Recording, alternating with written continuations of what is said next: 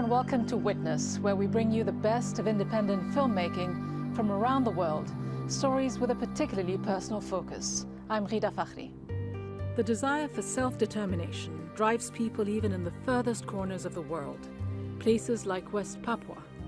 In the 1960s, the Dutch ceded control of Indonesia with an agreement that Papuans would get a chance to vote on independence or integration with Indonesia. In 1969, West Papua formally voted to accept Indonesian rule. But many Papuans believed that the vote was rigged, and ever since, separatists have been fighting for independence, a fight that's gone largely unnoticed because the Indonesian government tightly controls the foreign media's access to the area. Australian director Jono van Hest arranged for 6 video cameras to be smuggled into different parts of the territory, and for local people to be trained how to use them. 1 year later, he returned undercover to bring their stories back out to the world, the stories of the pride of warriors.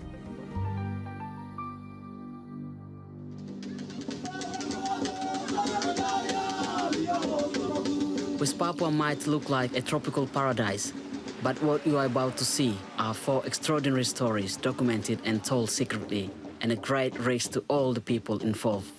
They are stories that West Papuans want to tell.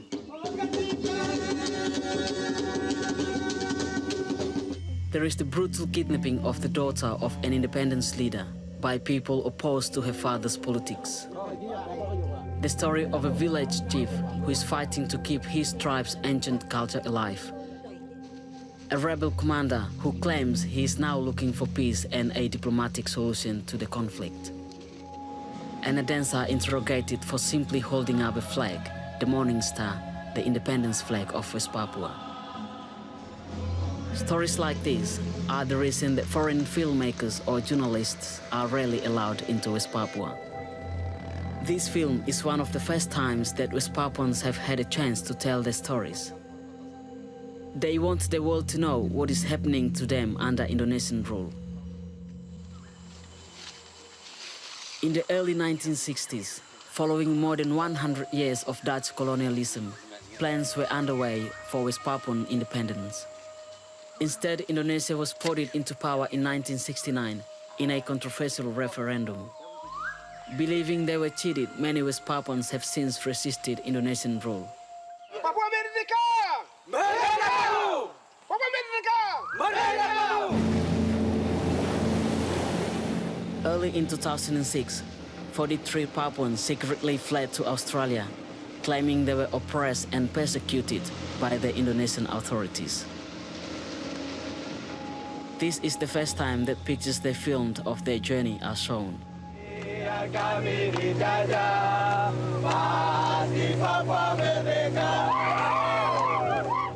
Australian filmmaker Jono van Hest was so moved by the plight of these West Papuans, who are now exiled in Australia, that he decided to help tell their stories. He and a close friend smuggled 6 video cameras into West Papua. They secretly distributed the cameras and trained local people to use them. Okay, me recorded. The red Yes. recording? Yes. That means it's going on tape now. Yeah, now it's recording. Yes. Yeah. Based on this exclusive footage, secretly filmed by West Papuans and smuggled back to Australia, these are the stories of West Papua. Jayapura is the largest city in West Papua. Lawyer and political independence leader Edison Waromi lives here with his family. Kami mohon bahwa rakyat Papua sebenarnya dia sekarang dalam keadaan yang ancaman kepunahan dan sementara terancam.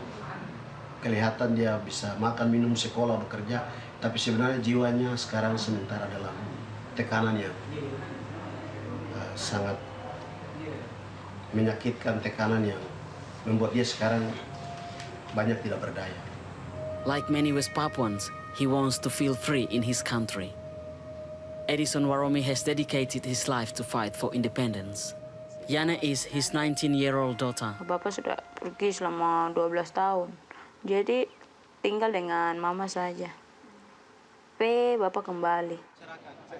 As a university student, Edison Waromi was jailed for raising the West Papuan independence flag, the Morning Star, Since then, he has been jailed 3 more times for similar acts of treason.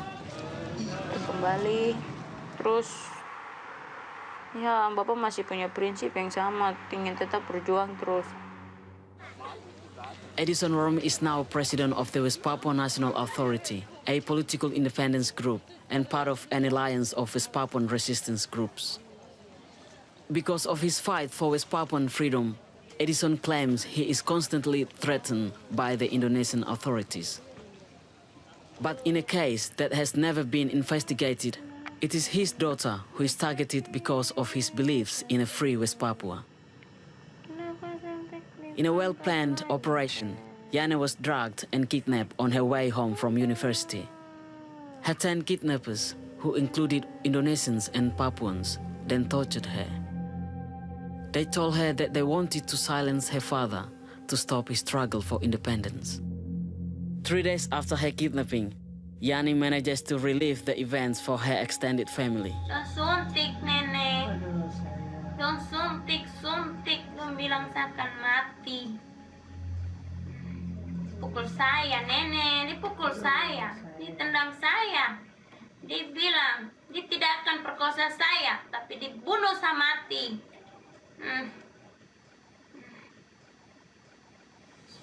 Tanya sapu bapak, saya bilang hati tidak tahu. Tidak tahu. Dan tinggal tanya, terus periksa otak. Ada telepon yang masuk ke dia punya HP, tapi ada balasan dari suara laki-laki yang katakan, apa kok? Mama, kenapa begitu pukul terus? Bagaimana mereka siksa dia, jadi situ kami mulai dengar bahwa dia mulai menangis. Aduh, sakit mama, tolong, jangan suntik. After a night of torture, Yane woke up alone, still locked in the same room. She escaped by climbing out a window. Yane believes that visions of her father helped guide her to safety. Sadar itu, Bapak panggil saya. Yane, bangun. Saya bangun. Bangun, saya ikut jendela kecil sana. Jendela kecil. Saya jalan ikut jendela itu. 2 weeks later, Yana is still deeply traumatized. Her father is determined to continue his struggle. The motive of kidnapper is a politics, not criminal.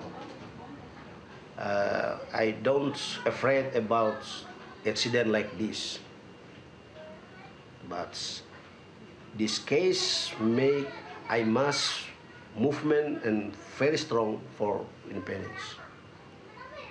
Yana has gone into hiding and has not seen her family in months.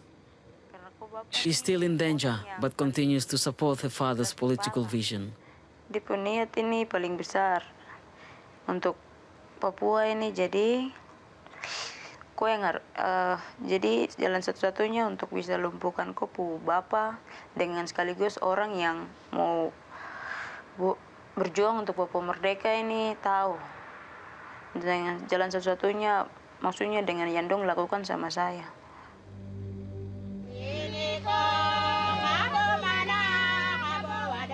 In the heart of West Papua's Central Highlands, remote villages nestle in amongst the endless jungles and imposing valleys. And Arotali is the administrative central of this area. This is the traditional home to the Mare people, one of West Papua's many indigenous tribes. For many years, this part of West Papua was closed to visitors. Matias Bunai is the chief of a nearby village. From a safe house in Arotali, he explains that his tribe is under immense pressure. When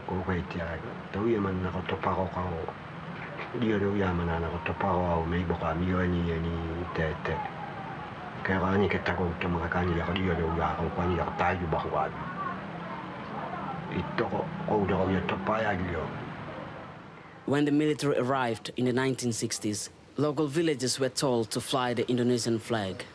If they refused, they were accused of being separatists and were often targeted by the military.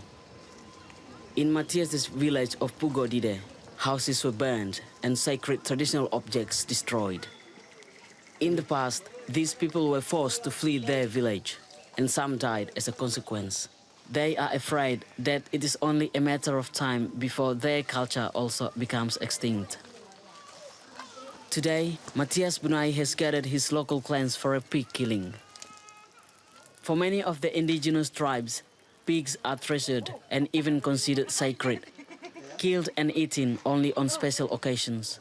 But these cultural practices are considered primitive superstitions by most Muslim Indonesians.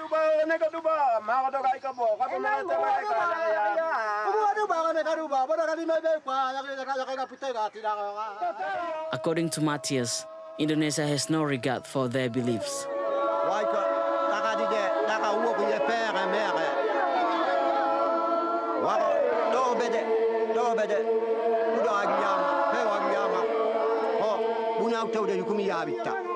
Matias's ancestors passed the ancient wisdom and cultural law, the Totomana, down through the generations.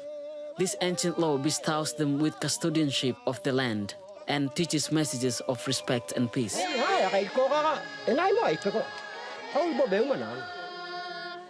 For this village, celebrating their culture is the ongoing struggle against Indonesian occupation. Matias wants his people to have the right to determine their own future.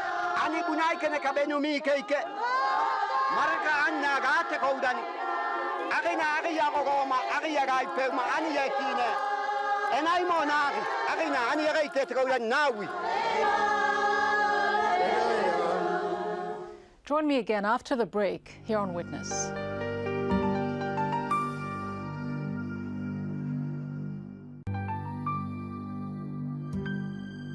Welcome back to Witness. I'm Rida Fakhri. Pride of Warriors brings a unique insight into the struggle of the people of West Papua for self-determination.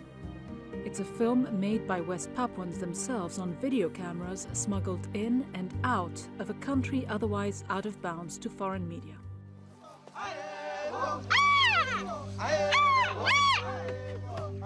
This secretly filmed story of the West Papuan struggle reaches high into the mountains, where commanders of the Free Papua movement call for their troops to assemble. Freedom fighters from all over the district, including women and children, are answering the call in a proud display of their colors. This is the first time footage of Thaddeus Yogi's troops is seen outside of Indonesia. These large gatherings are risky and only happen once or twice a year.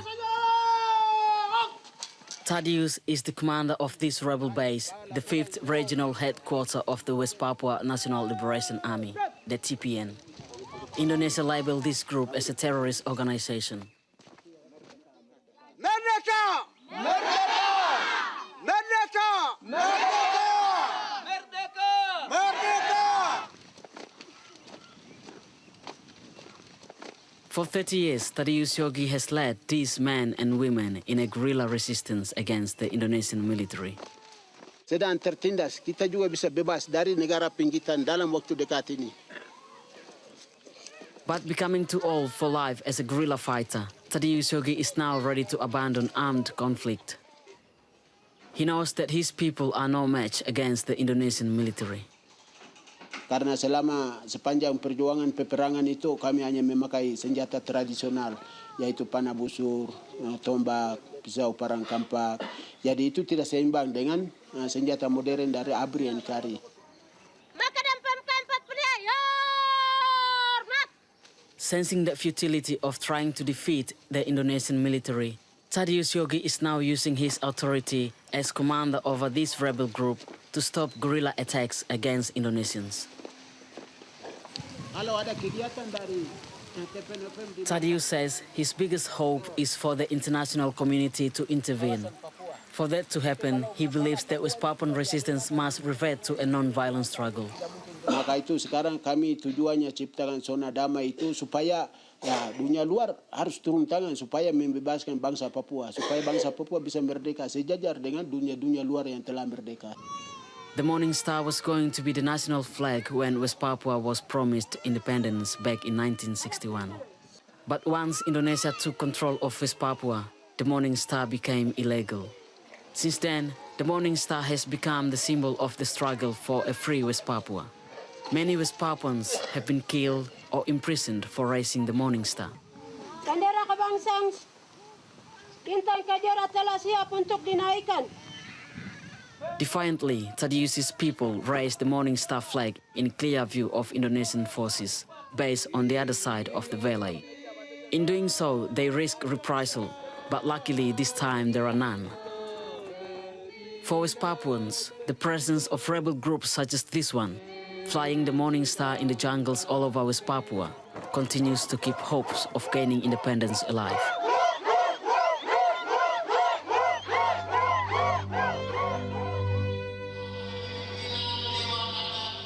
In Jayapura, a conference is underway. The conference is the major cultural event of the year and attracts a crowd of performers and supporters from all over West Papua. Sampari dance group was especially invited to perform for the delegates. Noak Baransano is the choreographer. Saya sudah tahu bahwa nanti kalau saya buat tarian kisah Kambiak berdarah, jelasnya nanti saya dikejar oleh aparat. Itu sudah di atas kertas dan saya siap orang penanggung jawab. Saya siap penanggung jawab. The Biak Island massacre occurred in 1998 when the local community raised the Morning Star flag and called for independence. According to local accounts, the Indonesian forces were ruthless in their response, killing dozens of protesters, men, women, and children. Levina Bisai is the lead dancer performing for Sampari.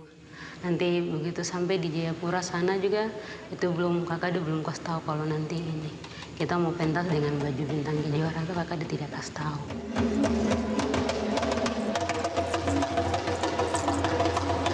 Tapi dari sini mama dong sudah kasih tahu tuh, dong sudah tanya sama tuh orang penari, kamu sudah siap untuk apa jual nyawa? Tuh bilang tuh sudah siap di sini. Kalaupun ke sana untuk mati tuh sudah siap tuh untuk ke sana.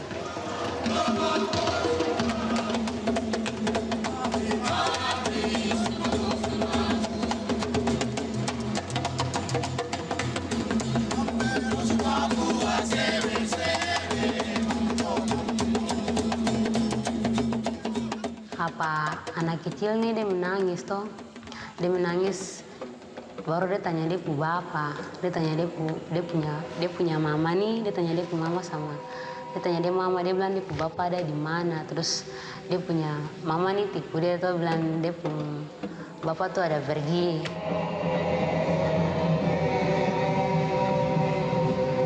Terus tinggal sampai depan anak dia sudah besar toh.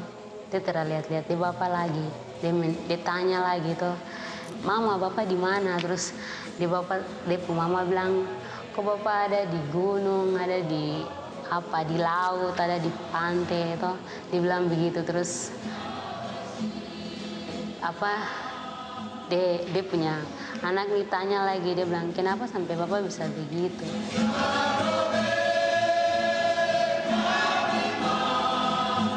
Terus dia pu mama jawab dong, dia mama bilang, kok bapak tuh sudah mati. Langsung dia pu mama kasih tahu, dia bilang, kok bapak tuh sudah mati. Kenapa sampai bapak bisa mati? Terus dia pu ibu nih bilang, kok bapak mati itu karena ini, karena bendera ini.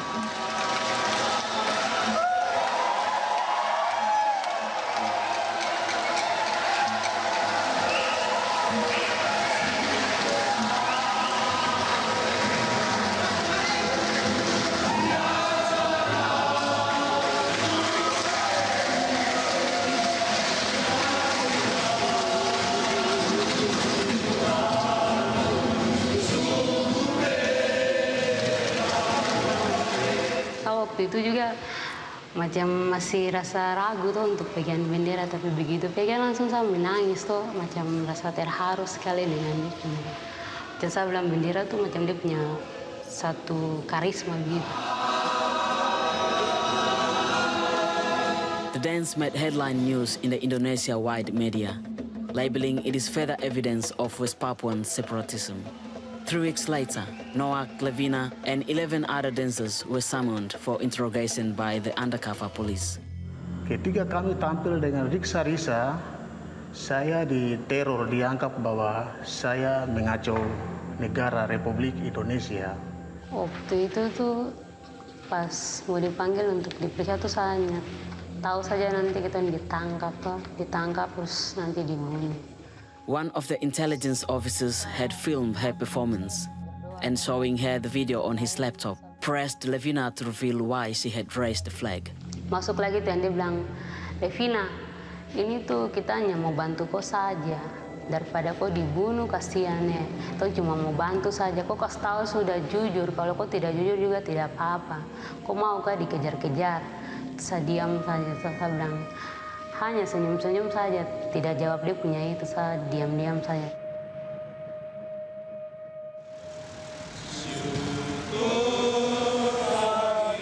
The West Papuans performing this flag raising are the 43 refugees who fled to Australia in 2006.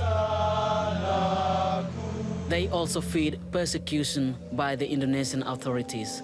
Many were actively involved in the West Papuan independence struggle and claimed they were targeted for simple acts like raising the Morning Star flag.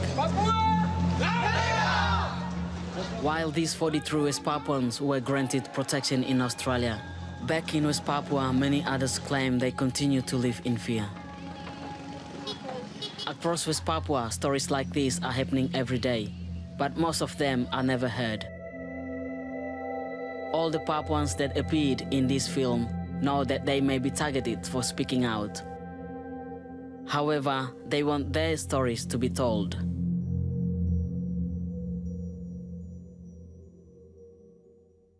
That's it for this edition. Thank you for watching, and I hope you'll join me next time here on Witness.